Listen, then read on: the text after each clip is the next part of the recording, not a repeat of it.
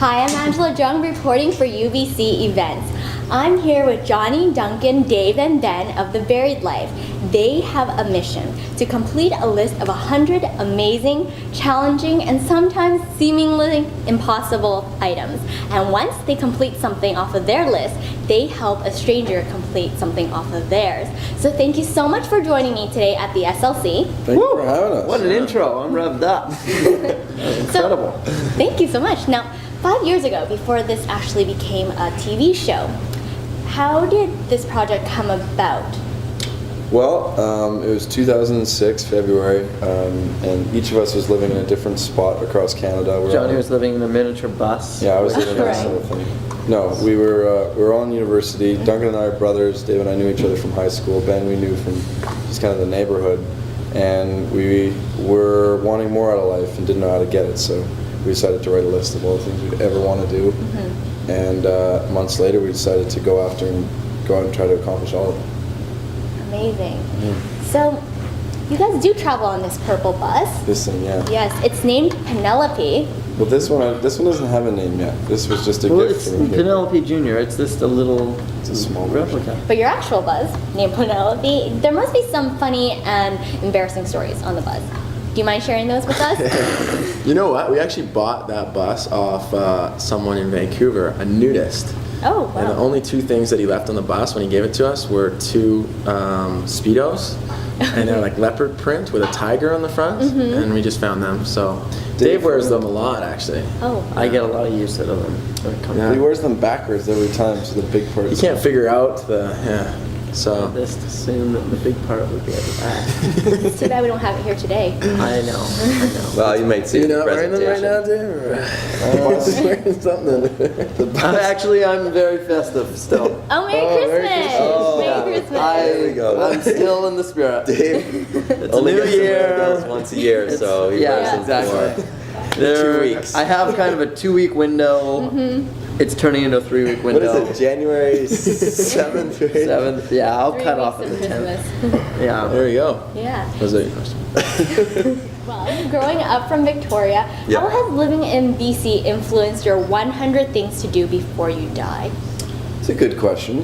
One of our original list items was to kiss the Stanley Cup. Oh. And we actually got to do that in Kelowna. Because it's never come to BC, so Until this I year, love the until this Canucks. year. I love the Canucks. TSN. That's favorite. right, this year. I'm excited. We also had kick a field goal was on the list, and we went to the BC Lions game and hooked up with Louis Pasaglia. Kicked a field goal there. Wow. We actually tried to start a wave at the BC Lions game, but kind of got booed Oh no. off the. It's not true. We started Great Wave. Did we eventually start, didn't it? Yeah, it did. I don't It's think it tough. was. This is back in the day when we started this. We had absolutely nothing, so we tried to sneak cameras in with us where we went, but it was often difficult.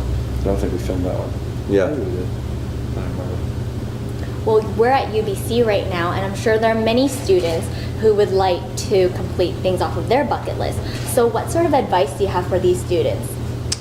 I think that for us, there was a few things that we learned over the past couple of years. Like Jonnie said, we never started this to do a TV show. We didn't even think we were going to be in this thing in the beginning. We just wanted to go and ask people what they wanted to do before they died. And as we started being able to accomplish these more and more things, we just learned persistence is just so key.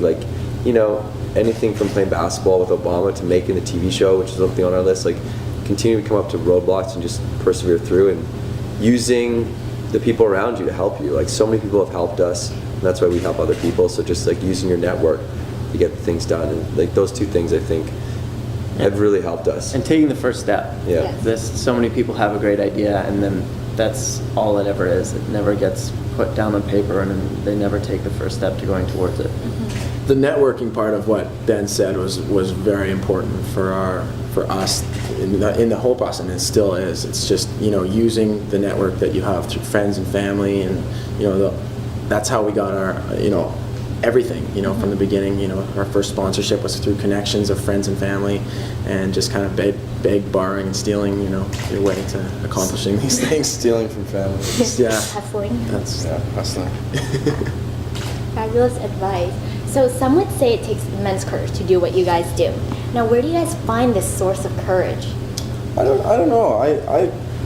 I think there's a lot of people out there that have a lot more courage than us. You know, we've had a lot of fun doing this project, and there have been roadblocks, but you know, we're inspired every day by the people that we meet, that we ask, what do you want to do before you die? And you know, students at UBC that are single-handedly paying for their entire college education, working 2 jobs and going to school. I mean, I think that's courageous.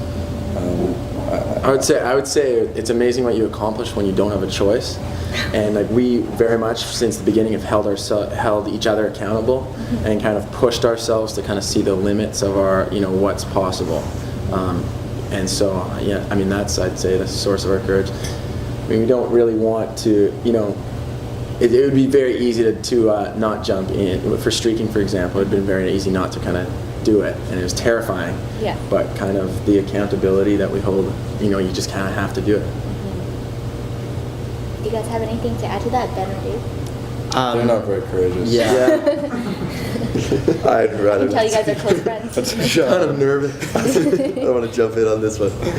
No, and yeah, they said it. I mean, it's amazing what you get from working with some of like your good friends. You know, I think that's one thing that we encourage people to do is like when they're trying to start something up, is, you know, to surround yourself with people that you love working with or friends of yours, because, you know, it just, when you're down, they pick you up, and vice versa, and you're able to accomplish a lot more because you are held accountable for what you're doing, because you know there's a bit of healthy competition, but you really want to like be there for them and make sure that you get things done, because they're like, you know, compadres. So no. So after these 100 things are all checked off, what's next? I think the list evolves for us. It's always been about the question, what do you want to do before you die? You know, we don't see it as this list and only this list. We think of it more as like a lifestyle. It's like if you have something that you want to do in your life, don't wait. Even if you're 20 or if you're 18 or 15, you know, like don't put it off until retirement, because you might not have the chance. And so, you know, as we get older, I know already doing this project in the 5 years that we've been doing this, we've added things to the list to try to test ourselves in new ways. We added playing basketball with the president to the list when Obama was elected, and we added, you know, go streaking when we decided one day that would be something that we really wanted to do. So maybe in 10 years it's have kids and buy a house and start a family. Streak with them. Yeah. Interesting concept. Yeah. All right, so I'm going to get to know you guys on a personal level, so I'm going to ask you Yeah. guys questions individually. Nice. Okay. So, Excellent.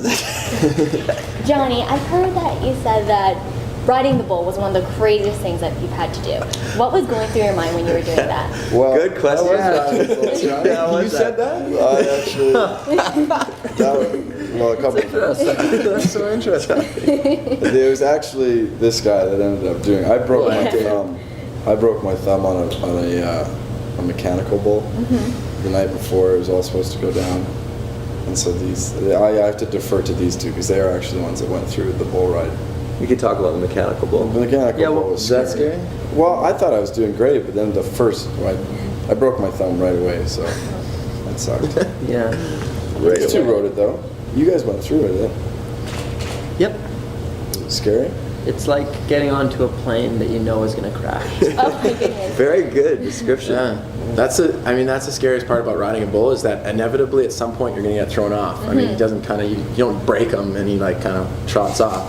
Like you get thrown off at some point. So that's kind of a inevitable scariness of riding a bull. Okay. So, Duncan, or shall I say Macaw? Nice. Macaw? Yes, so we saw in the episode that you asked Taylor Swift out. How did that turn out? I was good. We've been texting. We're kind of, but I'll leave it at that. Okay. I don't want to say too much. Sure. So, Dave, some call you the funny guy, but how would you Tell us describe a joke. yourself? And tell us a joke.